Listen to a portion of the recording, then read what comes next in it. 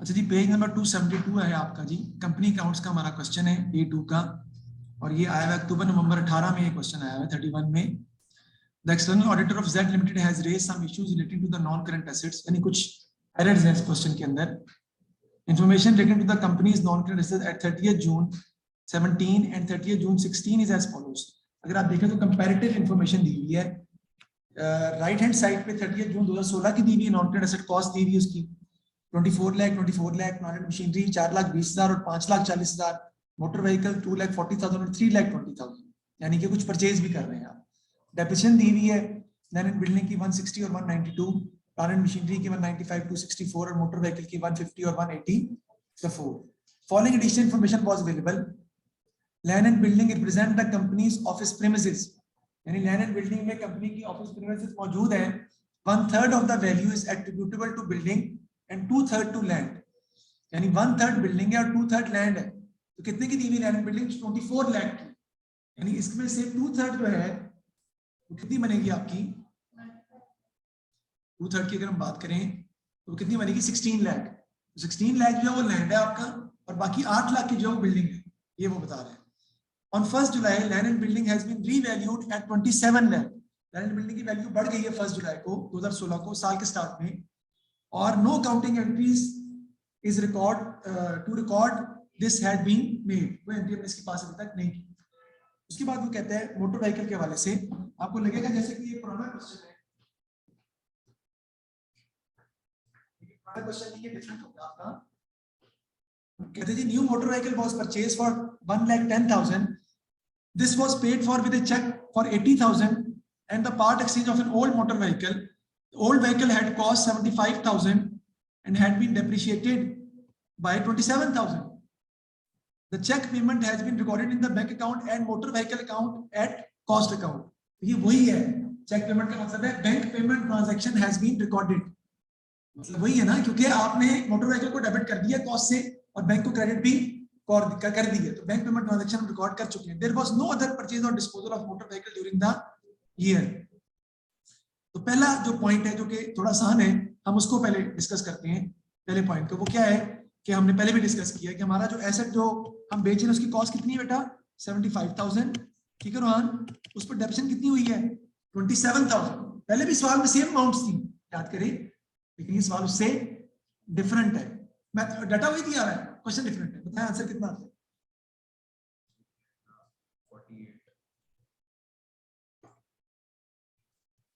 48,000। अब देखें कि पावर चेंज की एंट्री क्या बन रही है। हमने मोटर व्हीकल जो परचेज किया है वो हमने परचेज किया कितने का? 1,10,000 का, ठीक है जी। और हम पेमेंट कितनी कर रहे हैं बैंक के थ्रू? बताएं, पेमेंट कितनी हो रही है? 80,000। तो फिर ट्रेडिंग कितना हो गया? कितने पैसे हमें पे नहीं करने पड़े पुराने एसेट के बदले? 30,000। यानी इसका मतलब क्या हुआ कि पुराना एसेट जो है वो 30,000 का सेल हो गया। मोटर व्हीकल डेबिट 1,10,000, आपका एसेट इंक्रीज हो रहा है, बैंक कैसे डिक्रीज हो रहा है? 80,000 से जो आप पे कर रहे हैं। 30,000 बेसिकली ट्रेड इन है, उतने पैसे आपको पे नहीं करने पड़े क्योंकि उतना पैसे आपके बच गए पुराना व्हीकल देने की वजह से। तो पुराना व्हीकल बेसिकली व्हाट्सएप उतने का सेल हो गया सर। तो हमारी उसकी कॉस्ट कितनी थी? उसकी बुक वैल्यू कितनी थी? 48,000, है ना। और सेल ये कितने का हुआ जी? 30,000 का। तो हमें क्या हो गया? लॉस हुआ कितने का जी? 18,000 का। 18,000 का आपको आ जाएगा लॉस, जो कि हमने लिखना है, एक्सपेंसेस आपके हैं और लॉस में हमारे ये आ जाएंगे। बस यहीं तक फिलहाल इस पॉइंट को हमने डिस्कस करना था। चलते हैं आगे, आगे बात करते हैं जी नेक्स्ट पॉइंट में। Customer who owed 23,500 was unable to pay, यानी कस्टमर था 23,500 का, वो पे नहीं कर सकता। तो क्या हो गया हमारे लिए? Bad debts. आपको पता है बैलेंस एक्सपेंस होते हैं और एक्सपेंसेस में रिकॉर्ड करने पड़ेंगे आपको obviously. The debtor have agreed to take over one of the customer's machine at the value of 20,000 in full settlement of the debt. हमने 20,000 रुपया उस कस्टमर की मशीन ले ली है 23,500 के बदले। तो बेसिक नुकसान कितना हुआ? फिर हमें नुकसान हुआ कितने का? 3,500 का. So the bad debts which is going to be recorded in the books as a loss is 3,500 rather than 23500, क्योंकि हमें 20,000 की मशीन हमने उससे उठा के ले आए हैं. ठीक होगी जी बात. आगे जी, in full settlement of the debt, the machine was received on 15th May. No record had been made of this arrangement. हमने इसका कोई भी रिकॉर्ड अभी तक रिकॉर्ड नहीं किया हुआ बुक्स के अंदर.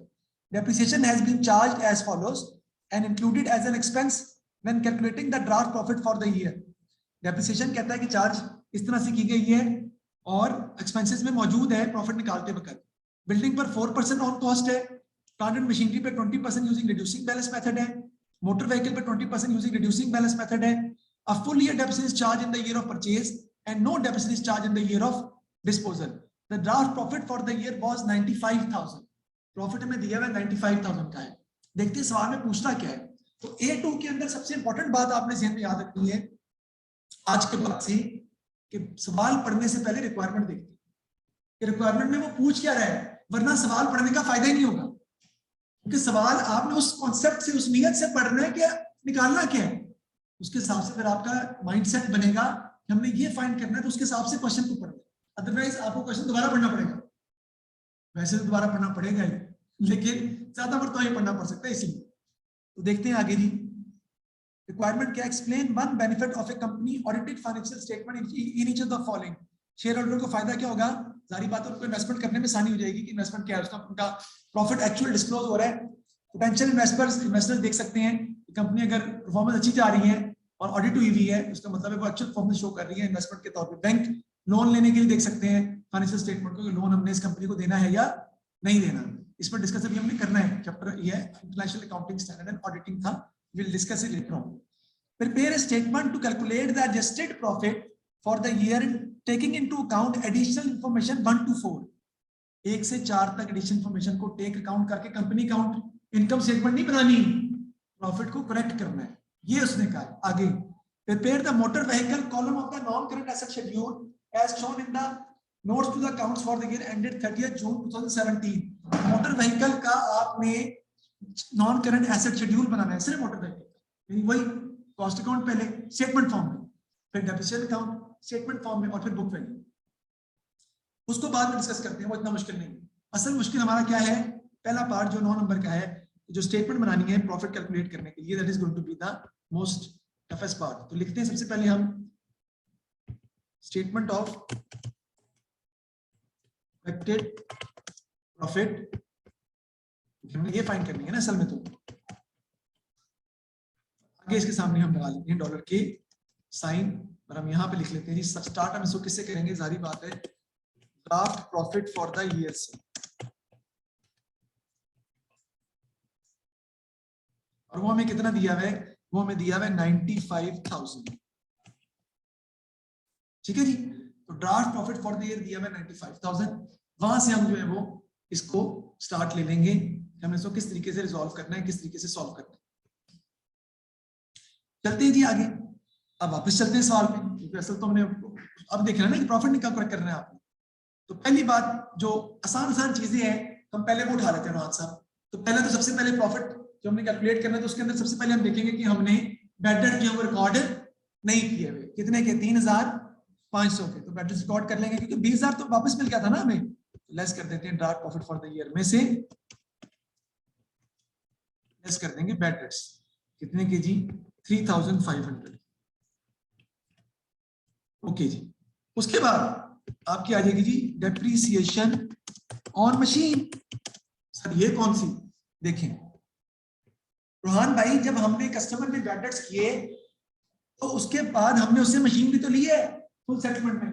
वो मशीन हमारे पास आ गई, अब उस पर डेप्शन भी तो होनी है. ठीक है जी. मशीन हमने कब रिसीव की है, 15 मई 2017 को.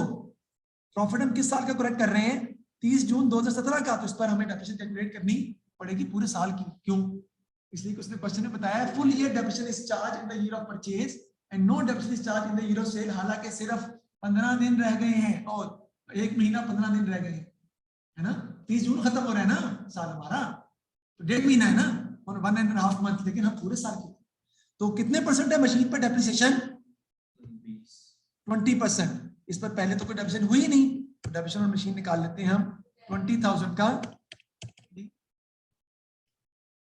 20% आपकी आ जाएगी 4000, है ना, और वो हम कर देंगे माइनस 4000, हम यहां से माइनस कर देंगे। नेक्स्ट देखते हैं जी आगे, डेप्रिसिएशन के बाद पॉइंट हम जो डिस्कस करते हैं वो है किसका, मोटर व्हीकल का। ठीक है जी, मोटर व्हीकल का पॉइंट हम पहले डिस्कस करते हैं। सबसे एंड पे करना है हमने किसका पॉइंट, लैंड एंड बिल्डिंग का, because that is the most critical point to be handled. तो मोटर व्हीकल पर डेप्रिसिएशन है 20% यूजिंग रिड्यूसिंग बैलेंस मेथड। सबसे पहले तो व्हाट्सएप क्या करेंगे, उसने कहा है कि जो हमें दिया हुआ है हमने इसका रिकॉर्ड मेंटेन अभी तक नहीं किया हुआ। सर कहाँ लिखा है, उसने लिखा है सिर्फ मोटर व्हीकल को डेबिट किया है और चेक पेमेंट को क्रेडिट किया, बाकी कुछ भी रिकॉर्ड अभी तक हमने नहीं किया हुआ। ठीक है, तो अब सबसे पहले तुम्हारा आ जाएगा loss on sale of asset, कितना 18,000, ऐसे ही है जी।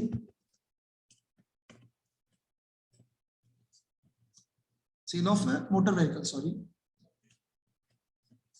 वो आपका आ जाएगा कितने का, 18,000 का लॉस है, और उससे भी आपका प्रॉफिट क्या हो जाएगा, कम हो जाएगा 18,000 से। ये हमने रिकॉर्ड कर दिया। उसके बाद आपका आ जाएगा जी डेप्रिसिएशन ऑन मोटर व्हीकल, जो आपने कैलकुलेट करनी है कि मोटर व्हीकल पर डेप्रिसिएशन जो है वो कितनी जो है वो रिकॉर्ड की जाएगी, वो हमने मेजर करनी है कि वो कितनी आती है। ठीक है जी, तो हम देखते हैं अभी डेप्रिसिएशन जो है वो हम कितनी रिकॉर्ड करते हैं।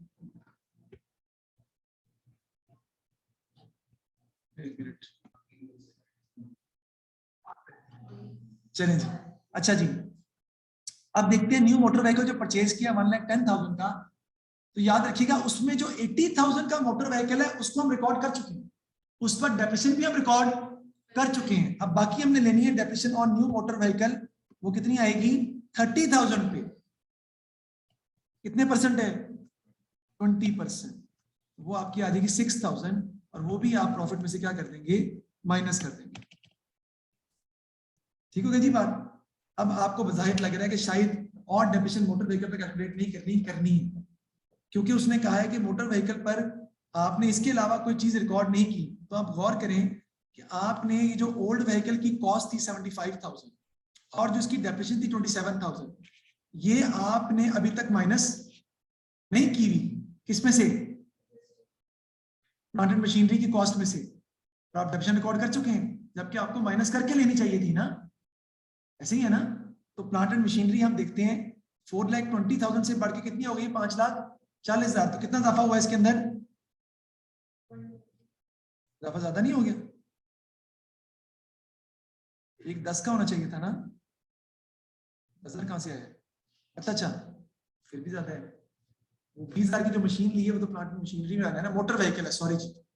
2,40,000 से कितना हो गया, 3,20,000, 80,000 का उसमें आपने देखा है कि इजाफा जो है वो हो रहा है। तो हम निकालते हैं डेप्रिसिएशन जो हमने कैलकुलेट की होगी पहले से, वो हमने कैलकुलेट क्या की होगी, एक तो हमने उसके अंदर जो क्या कहते हैं 80,000 तो शामिल कर दिया है, 30,000 शामिल नहीं किया, तो 80,000 पर डेप्रिसिएशन हो चुकी है, 30,000 पर हमने निकाल ली। अब रिमेनिंग एसेट्स कितने हैं, 2,40,000 के, इसमें से आपने 75,000 माइनस नहीं किया अभी तक, ऐसे ही है। तो क्या करेंगे जी हम, 2,40,000 पे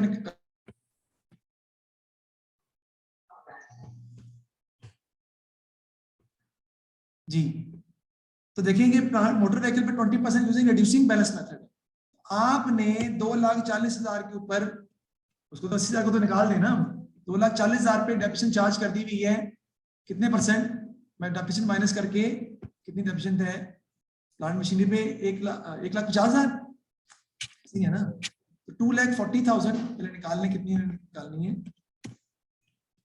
माइनस 1,50,000, कितनी आ जाएगी जी आपकी बुक वैल्यू जी, 90,000। इसमें आपने चार्ज कर ली कितने परसेंट, 20%, कितनी आ गई जी,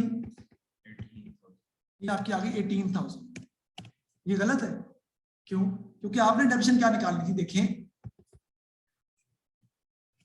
2,40,000 माइनस 75,000, जो बेच दिया उसकी कॉस्ट माइनस करनी थी, टोटल डेप्रिसिएशन में से भी जो एसेट बेच दिया उसकी डेप्रिसिएशन माइनस करनी थी, माइनस 27,000, जो आना था उसका ही दोनों का फर्क लेके डेप्रिसिएशन निकालनी थी, कितना आता है, समझ आ रही बात, अच्छा चलिए पहले बताइए, 165,000। और ये कितनी आती है जी? 123,000। अब 165,000 में से हम क्या करेंगे? 123,000 क्या कर देंगे? माइनस कर देंगे। बताएंगे जी कितना आता है? 42,000। 42,000 का निकाल लें 20%,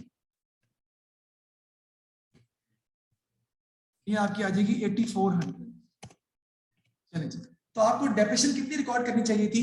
8400, जबकि आपने डेप्रेशन रिकॉर्ड कितनी कर दी हुई है? 18,000। तो इन दोनों के डिफरेंस से आपको डेप्रेशन क्या करनी पड़ेगी? ऐड बैक करनी पड़ेगी प्रॉफिट में। सर कुछ समझ नहीं आई, मैं दोबारा सुन ले गौर से। पहली बात, जो नया एसेट परचेज किया उसकी कैलकुलेशन में सारी की सारी कर चुका। क्यों? क्योंकि उस पर डेप्रेशन चार्ज हो चुकी है 80,000 पे, और जो एक्स्ट्रा 30,000 थे उसका 20% निकाल के मैंने 6,000 चार्ज कर दिया, उसको भूल जाए। अब नए एसेट को निकाल देते हैं। बाकी एसेट जो हमारे पास बचते हैं वो है 2,40,000। ठीक है, लिखा है ऊपर मोटर व्हीकल जो पहले से पड़े हुए हैं 16 के, वो है 2,40,000 के। रिड्यूसिंग बैलेंस मेथड है रोहन, डेप्रेशन कैलकुलेट हो चुकी है। कैसे की मैंने? 2,40,000 माइनस 1,50,000 रिड्यूसिंग बैलेंस मेथड के तहत जो आया उसमें निकाले 20%, 18,000 आ गए। मैं 18,000 डेप्रिसिएशन एक्सपेंस के नाम से प्रॉफिट्स में माइनस कर चुका हूं। वो जो 18,000 मैंने माइनस किया है वो ठीक माइनस नहीं किया। क्यों? क्योंकि मुझे कॉस्ट में से जो एसेट बेचा उसकी कॉस्ट माइनस करनी थी, टोटल डेप्रिसिएशन में से जो एसेट बेचा उसकी डेप्रिसिएशन माइनस करनी थी, फिर 1,65,000 में से जो उसकी डेप्रिसिएशन अब तक हो चुकी है 1,23,000, वो माइनस करके जो बुक वैल्यू आती है 42,000 उसका 20% लेना था जो था 8,400। So the depreciation which should have been charged against profit that was 8,400 rather than 18,000। मैंने 18,000 माइनस कर दिए जबकि मैंने माइनस करना था 8,400। इसका मतलब है मैंने 9,600 प्रॉफिट में से ज्यादा माइनस कर दिया है, मुझे वो प्रॉफिट में ऐड करना पड़ेगा। बात समझ आई? बात किया जी सर। अगर हम इसको वैसे कर ले 75 माइनस 27 का 20%, जो तरीका है मैंने आपको वो बताया, जो तरीका आपको अडॉप्ट करना पड़ेगा, जो प्रॉपर वे है करने का। अगर आप उस तरीके से करोगे तो आंसर सही नहीं आएगा, नहीं आ सकता। वो accumulated depreciation, मैं समझ रहा हूँ, आप कह रहे हो नेट इफेक्ट ले लो ना। नहीं, मैं कह रहा हूँ कि डायरेक्टली जो हमने ओल्ड व्हीकल बेची है ना उसकी डेप्रिसिएशन निकाल लें 2017। मैं समझ रहा हूँ आपकी बात, समझ गया हूँ। डेप्रिसिएशन ऑन क्या आएगा आपका? डेप्रिसिएशन क्या लिखेंगे हम? ओवरचार्ज्ड। ऐसे हुआ है ना, हमने डेप्रिसिएशन ज्यादा चार्ज कर दी ऑन मोटर व्हीकल, और वो कितनी है? 9,600, और वो हम क्या कर देंगे? ऐड कर देंगे। लाइक आपको समझ आइए इसकी? आपको अलीना मान आपको समझ आइए? मुश्किल पॉइंट है, जारी बात है पेपर में व्हाट्सएप की पॉइंट ठीक है आप खुद नहीं कर सकते, आई एक्सेप्टेड, लेकिन बाकी सारे तो पॉइंट कर सकते हैं ना। अगर आप एक अमाउंट 9,600 की गलती भी हो जाएगी तो कोई बात नहीं, 9 में से 8 नंबर मिल जाएंगे भाई, दैट वुड बी एनफ। बाद में डिस्कस करते हैं इसको, जो आप करेंगे। आगे देखते हैं जी, नेक्स्ट। ये भी हमने कैलकुलेट कर लिया। अब रह गया पॉइंट नंबर 1, वो उससे भी ज्यादा मुश्किल है, उसको देखते हैं जी। कहता है जी land and building represent the company's office premises, 1/3 of the value is attributable to building and 2/3 to land. On 1st July land and building were revalued at 27,000, जिसको हमने काउंट फॉर अभी तक नहीं किया हुआ। तो दी सबसे पहले तो हमें निकालना पड़ेगा कि लैंड एंड बिल्डिंग पर डेप्रिसिएशन चार्ज कैसे की जा रही है। तो लैंड एंड बिल्डिंग पर डेप्रिसिएशन चार्ज की जा रही है 4% ऑन कॉस्ट। कितनी है? 4% ऑन कॉस्ट। तो देखते हैं अगर हम 4% को कन्वर्ट करें ईयर्स के अंदर तो 4% कितना बनता है? 100 डिवाइड बाय 4, तो ये कितना बनेंगे? 25 ईयर्स। नहीं समझ आएगी? अभी बताता हूँ। 4% का मतलब क्या है रोहन? 4 डिवाइड बाय 100, इसको सॉल्व करो तो कितना बनेगा? 1 डिवाइड बाय 25, इसका मतलब 25 साल उसकी लाइफ है। 25 years is the life of land of building, because land की तो होती नहीं है। तो 25 साल लैंड की बिल्डिंग की लाइफ है। और वो कहता है कि अब तक वो कितना यूज हो चुके हैं? डेट कितनी हो गई है? हमने 1 जुलाई 2016 को लैंड एंड बिल्डिंग को रीवैल्यू किया, कितने के हो गया? 27 लाख का हो गया। ठीक है जी। अच्छा, उसने हमें ये नहीं बताया कि लैंड बिल्डिंग पहले कितने का था, वो हमें पता नहीं है, और कब हमने खरीदा था, उसने क्वेश्चन में मेंशन नहीं किया हुआ। तो देखते हैं सबसे पहले लैंड एंड बिल्डिंग जो पहले पड़ा हुआ है बेटा, वो कितना है हमारे पास, वो है 24 लाख, राइट, ऐसी है ना। उसमें से 16 लाख का लैंड है और 8 लाख की बिल्डिंग है। उस 8 लाख की बिल्डिंग पर रोहन हमने डेप्रिसिएशन कैलकुलेट कर ली हुई है, कितने परसेंट, 4%, या डिवाइड बाय 25 बाद एक ही है, कितनी आ जाएगी, 32,000, वो हमने कैलकुलेट कर ली हुई है 32,000। अब हमने ये देखना है कि अब लैंड इस वक्त कितने का हो गया है, अब लैंड की वैल्यू हो गई है 27 लाख, उसमें से लैंड कितने का है, 18 लाख का 2/3, और बिल्डिंग कितने की है, 1/3, 9 लाख की। लिख देता हूं ताकि आपको बात समझ आए मेरी। 2 डिवाइड बाय 3 ये इसकी है, इसकी है 1 डिवाइड बाय 3। इसी तरह जब रिवैल्यूएशन होने के बाद हमने अमाउंट निकाली तो 2 डिवाइड बाय 3 लैंड की वैल्यू है और 1 डिवाइड बाय 3 बिल्डिंग की वैल्यू। अब हमने किसकी बात करनी है, बिल्डिंग की। सिर्फ बिल्डिंग पर डेप्रिसिएशन पहले कितनी हो चुकी है, 32,000, 8 लाख पर हम लेते रहे, करते रहे। अब रोहान हमने ये निकालना है कि 8 लाख के हिसाब से बिल्डिंग पर कितनी डेप्रिसिएशन हो चुकी है, कितने सालों की, कितने साल बिल्डिंग यूज हो चुकी है। बिल्डिंग की डेप्रिसिएशन दी हुई है कितनी, देखें क्यूमुलेटिव डेप्रिसिएशन के अंदर 1,60,000, 1,60,000 जो बिल्डिंग की डेप्रिसिएशन आपको दी हुई है। तो याद रखिएगा कि आपको ये पता होना चाहिए कि 1,60,000 डेप्रिसिएशन अब तक हो चुकी है, और हर साल डेप्रिसिएशन कितनी होती है, 32,000। तो कितने साल बिल्डिंग पर डेप्रिसिएशन हो चुकी है अब तक, 5 इयर्स, 5 साल आपकी बिल्डिंग डेप्रिशिएट अभी तक हो चुकी है।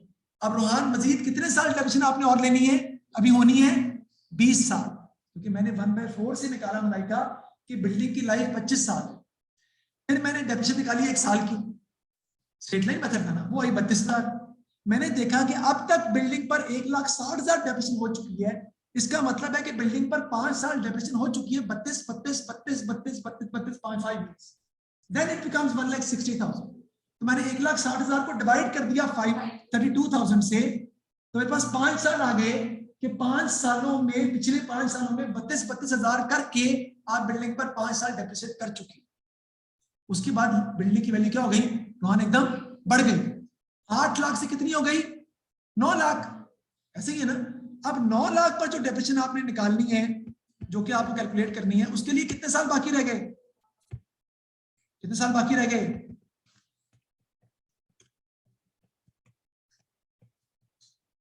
वो आपके रह गए कितने साल, 9 लाख पर 20 डिवाइड बाय 20, डेप्रिसिएशन कितनी आ गई आपके पास, 45,000।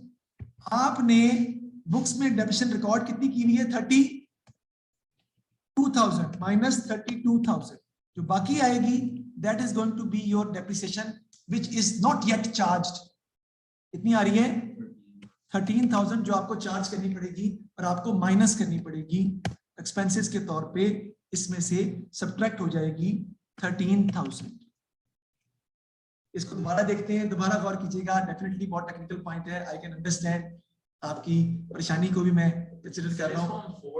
सबसे पहले तो बात ये हुआ क्या है, इन इजी वर्ड्स, पिछले 5 सालों में हम 8 लाख पर मलाइका डेप्रिसिएशन निकालते रहे 4%, और 5 साल के बाद अब एसेट की वैल्यू कितनी हो गई है, 9 लाख, और उस पर डेप्रिसिएशन कितनी निकालेंगे, 5%, जबकि आपने कितनी रिकॉर्ड की हुई है, 4%। आपने एड डेप्रिसिएशन माइनस की थी 32,000, माइनस कितनी करनी थी, 45,000, आपको 13,000 से और डेप्रिसिएशन माइनस करनी पड़ेगी, क्योंकि 20 इयर्स का मतलब 5% ही होता है, 1/20 5% ही बता रहा हूं। वैसे आपने पहले कैसे चार्ज की, 8 लाख डिवाइडेड बाय 25 आएगा 32,000। अब आपने चार्ज करनी है 9 लाख डिवाइडेड बाय 20, वो कितना आता है, 45,000। आपने डेप्रिसिएशन रिकॉर्ड कर दी हुई है, उसके नीचे लिखा है डेप्रिसिएशन हैज बीन रिकॉर्डेड, आपने 32,000 चार्ज कर दी, करनी थी 45,000 चार्ज। अब से अगले 20 सालों में हर साल कितनी होगी, 45,000। आप रिकॉर्ड कर चुके 32,000, तो 13,000 आपने डेप्रिसिएशन कम रिकॉर्ड की बिल्डिंग पे, उसको आपको एडजस्ट करने के लिए 13,000 मजीद माइनस करना पड़ेगा। ठीक है जी, तो ये हमारा क्वेश्चन जो है वो यहाँ पे अभी हम कंप्लीट किया कि हमने करेक्टेड प्रॉफिट जो निकाला है जिसके 9 नंबर हैं।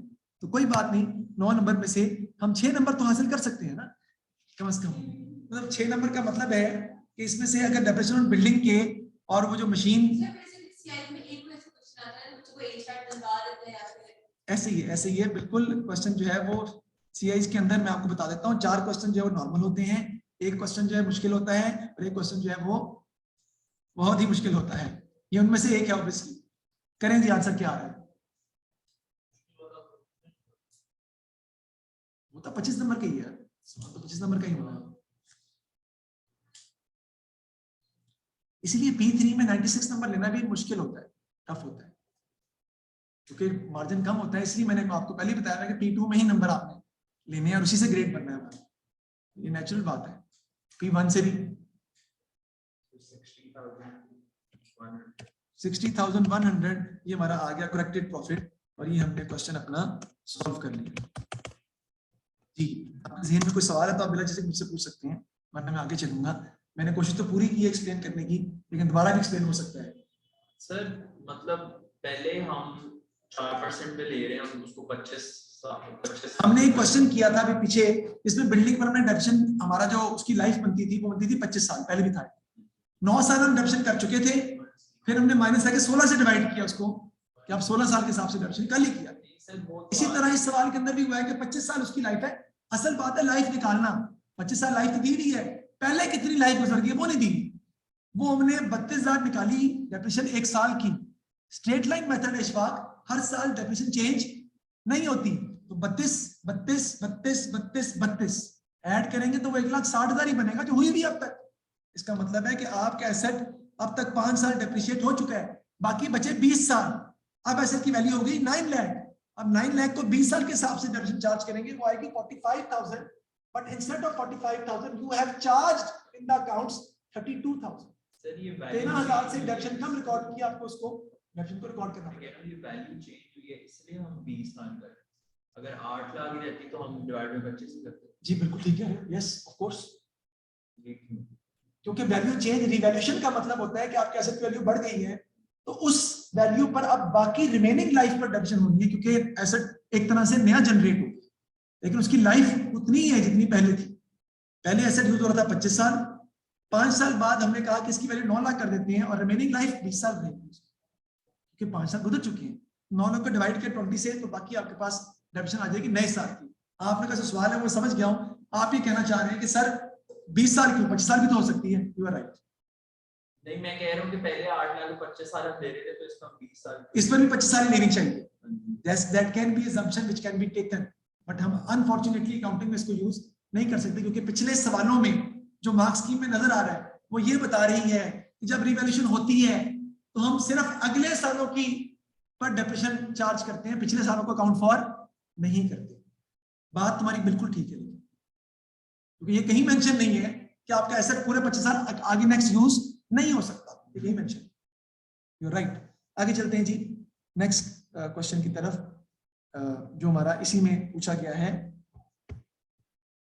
क्या आपने क्या बनाना है जी? मोटर व्हीकल का आपने बनाना है schedule of non current assets. तो बनाते हैं जी। देखिए मैं शो करता हूं, ये देखिए नीचे लिखा हुआ है, कहते हैं जी prepare the motor vehicle column of the non current schedule as shown in the note to the financial statement.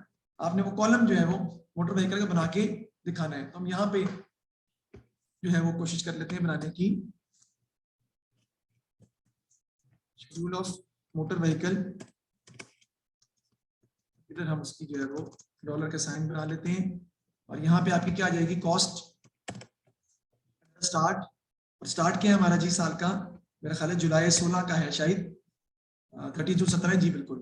तो 1/7/16 ये बनेगी ना cost at the start. Cost at the start कितनी दी हुई है बेटा? हम देखते हैं कितनी दी हुई है कॉस्ट एट द स्टार्ट। सवाल में अगर आप गौर करें, वापस जाएंगे हम सवाल के ऊपर, cost at the start motor vehicle की कितनी दी हुई है? 2,40,000 right. Cost at the start में लिख दूंगा, यहाँ पे आ जाएगी 2,40,000। इसमें हम क्या कर देते हैं, एडिशन। एडिशन का मतलब है लीना जो नया एसेट ने परचेज किया, मलाइका जो नया परचेज किया, वो कितना परचेज किया है, एक बच्चे ने यहाँ पे क्या ऐड कर दिया 30,000। ओ भाई हम फैक्टर प्रॉफिट नहीं दिखा रहे, हम करेक्शन नहीं कर रहे, हम शेड्यूल पूरा बना रहे हैं, तो पूरी अमाउंट ही ऐड करनी है भाई। कितनी है, 1,10,000 एडिशन हुआ हमारा नया एसेट, उसकी पूरी अमाउंट ऐड होगी। इसमें से माइनस कर देंगे डिस्पोजल जो एसेट हुआ है, जो आपने बेच दिया उसकी कॉस्ट माइनस होगी, क्योंकि asset count is always prepared with the cost of the asset. It is debited with the cost of the asset, it is credited with the cost of the asset, और वो हम पढ़ चुके हैं पिछले chapter में भी हमने इसको डिस्कस किया है। आपके पास आ जाएगी कॉस्ट एट द एंड या कॉस्ट एट 30th जून 3670 कितनी आती है बताएं।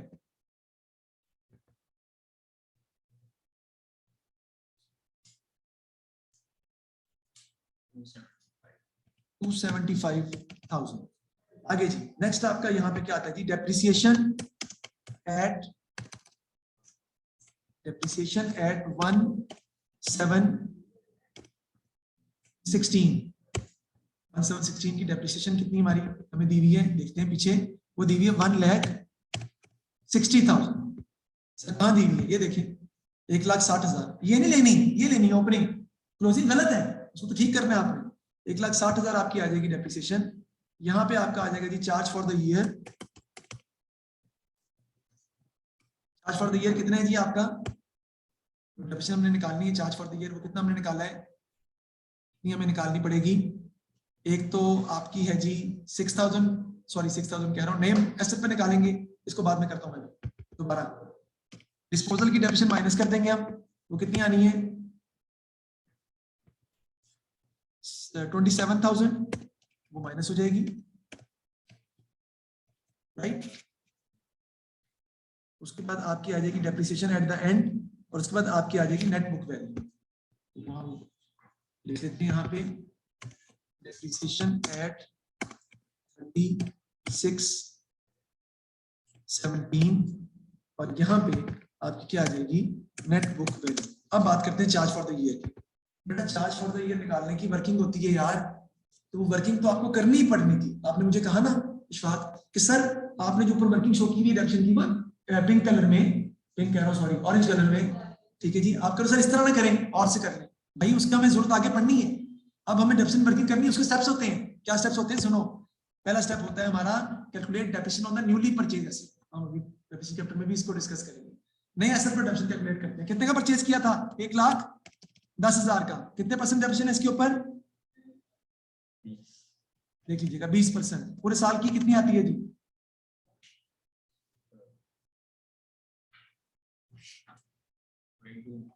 जी ठीक है 22,000। आगे जी नेक्स्ट स्टेप होता है calculate depreciation on the asset sold.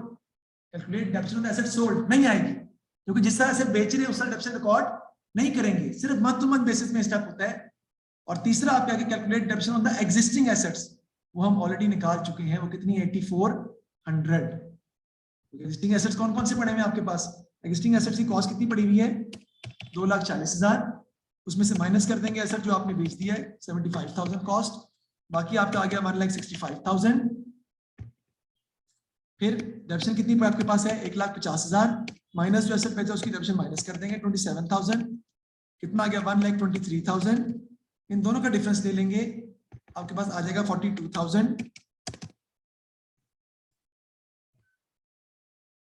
उसमें निकाल लेंगे हम कितने परसेंट, 20%, और वो कितनी आ जाएगी आपके पास 8,400। अब 22,000 plus 8,400 depreciation charge for the year कितना आ गया बेटा 30400। तो वो यूज होनी थी वहां पे, इसलिए मैंने उसकी वर्किंग से प्रॉपर सॉल्व किया था। अब 1,10,000 कैसे है, 1,10,000 कैसे है, हमने नया एसेट परचेज किया 1,10,000 का, उसने लिखा है a new motor vehicle was purchase for 1,10,000, depreciation calculate करनी है 20% के साथ। उसके बाद एग्जिस्टिंग एसेट्स पे निकालनी है, उसके लिए वर्किंग आपको करनी पड़ेगी।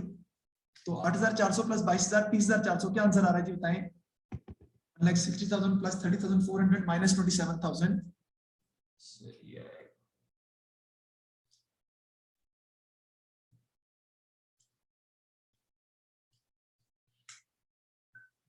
1,63,400। ये माइनस कर दें, 2,75,000 में से माइनस कर देंगे 163,400, आपकी नेटबुक वैल्यू आ जाएगी 111,600 and that is going to be the end of the question. 111,600 हमने फाइंड कर लिया, ये हमारी नेटबुक वैल्यू आ गई। इसे schedule of non current asset कहते हैं। बेसिकली ये वही एसेट अकाउंट और प्रोविजन फॉर डेबिशन अकाउंट ही है रोहान, जो हम पढ़ रहे हैं, लेकिन अब इसको इस तरीके से हमें मैनेज करना पड़ेगा। ये हमने कर लिया सवाल है, और डेफिनेटली मुश्किल है। I hope so that you will be able to understand it. If not, then you need to see that again and again so that you may be able to understand the concept of this question. Thank you very much.